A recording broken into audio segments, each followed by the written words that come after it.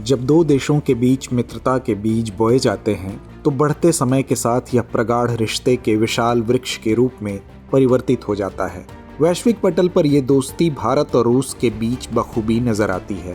भारत और रूस के संबंधों का इतिहास दशकों पुराना है और समय के साथ साथ इनके रिश्ते प्रगाढ़ भी हुए हैं। इसी कड़ी में बीते दिनों प्रधानमंत्री नरेंद्र मोदी 5 साल बाद रूस के दौरे पर गए थे। मौजूदा हालातों को देखते हुए पीएम मोदी का यह रूस दौरा बेहद अहम था।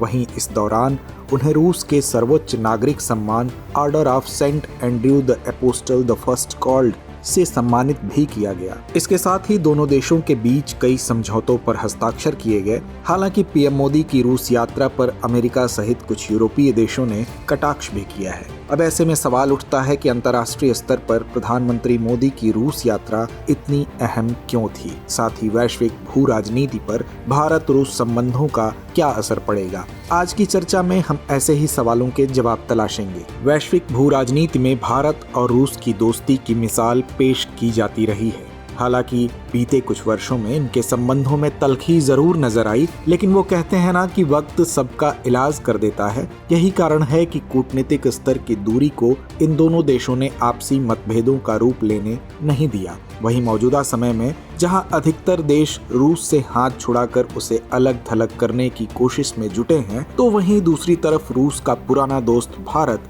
खामोशी से उसके साथ खड़ा है। लेकिन यूक्रेन पर रूसी हमले के बाद चीन रूस की बढ़ती नजदीकियों ने पूरी वैश्विक बिरादरी का ध्यान अपनी ओर खींचा। हालांकि इस कशमकश को भारतीय प्रधानमंत्री नरेंद्र मोदी की रूस यात्रा ने एक नया आयाम दिया। गौरतलब है कि पीएम मोदी की यह रूस यात्रा फरवरी 2022 में शुरू हुए रूस यूक्रेन संघर्ष के बाद पहली यात्रा थी। इससे पहले सितंबर 2019 में पीएम मोदी रूस गए थे। ऐसे में बीते 5 वर्षों में पीएम मोदी की यह पहली यात्रा थी। गौरतलब है कि तीसरी बार प्रधानमंत्री पद की शपथ लेने के बाद द्विपक्षीय वार्ता के लिए प्रधानमंत्री मोदी ने रूस का चुनाव किया। इसके साथ ही पीएम मोदी उस समय रूस गए जब पश्चिमी देश नाटो के 75 वर्ष पूरे होने का जश्न मना रहे थे। गौरतलब है कि इस यात्रा के जरिए भारत ने दुनिया को कड़ा संदेश दिया कि वैश्विक भू राजनीति में बेशक संतुलन आवश्यक होता है, लेकिन देश हित को दरकिनार नहीं किया जा सकता।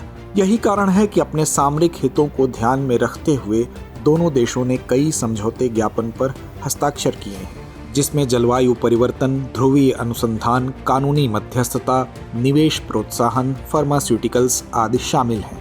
वहीं भारत रूस ने साल 2030 तक द्विपक्षीय व्यापार को $100 बिलियन तक पहुंचाने का लक्ष्य रखा है। साथ ही आंकड़ों पर नजर डालें तो मालूम होता है कि साल 2023 में रूस भारत व्यापार में 66% और 2024 की पहली तिमाही में 20% की वृद्धि हुई है।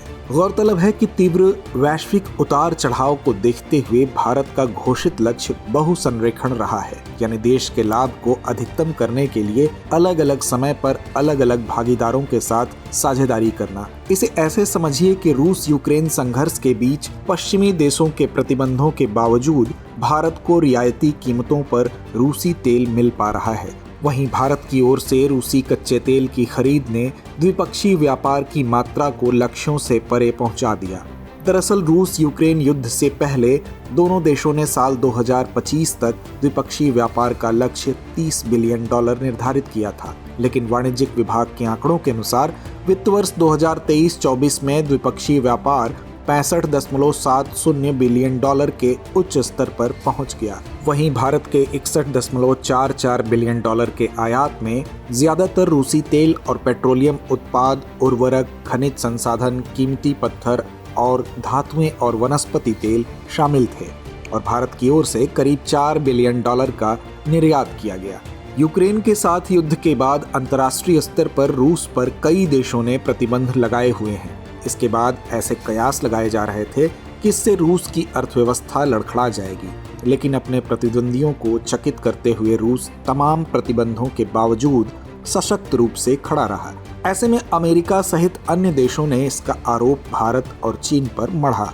उनका ऐसा मानना है कि रूस यूक्रेन संघर्ष के बाद चीन और भारत ने रूस के साथ व्यापार जारी रखा, जिसके कारण रूस पर प्रतिबंधों का कुछ खास असर नहीं पड़ा। वहीं पीएम मोदी की रूस यात्रा पर भी अमेरिका, यूक्रेन सहित अन्य देशों ने आपत्ति जताई। भारत रूस संबंधों की व्यापारिक गति को देखकर अमेरिका कहीं न कहीं भारत को आंख दिखाने का प्रयास कर रहा है। अमेरिका को इन परिस्थितियों में ऐसा लग सकता है कि भारत संयुक्त राज्य अमेरिका की बजाय रूस को चुनने के लिए प्रलोभित हो सकता है। वहीं इस समीकरण में चीन भी अपनी जगह तलाशने की कवायद में जुटा है, क्योंकि चीन की हमेशा ही कोशिश रहती है कैसे अमेरिका समेत पश्चिमी जगत को ओवरटेक किया जाए, बात चाहे वैश्विक व्यवस्था की हो या अर्थव्यवस्था की।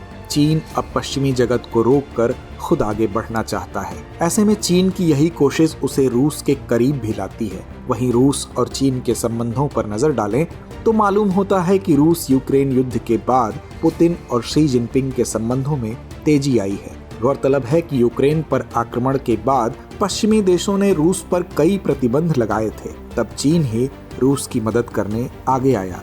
आंकड़ों पर नजर डालें तो यूक्रेन पर रूस के आक्रमण के बाद से दोनों देशों के बीच द्विपक्षीय व्यापार में काफी वृद्धि हुई है।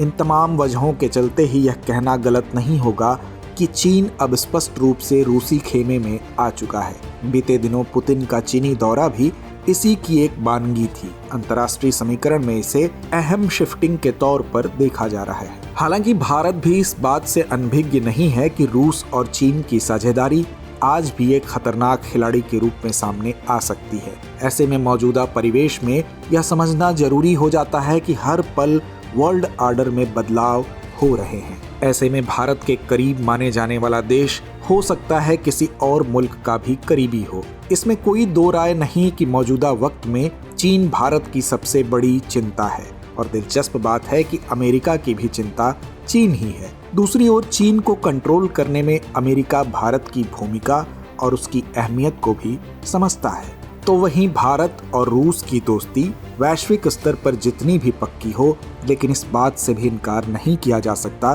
कि चीन के साथ भी रूस के संबंध बेहद प्रगाढ़ हैं। ऐसे में देखना दिलचस्प होगा कि भारत रूस और अमेरिका के बीच रिश्तों को संतुलित करने में कितनी कामयाबी हासिल कर पाता है।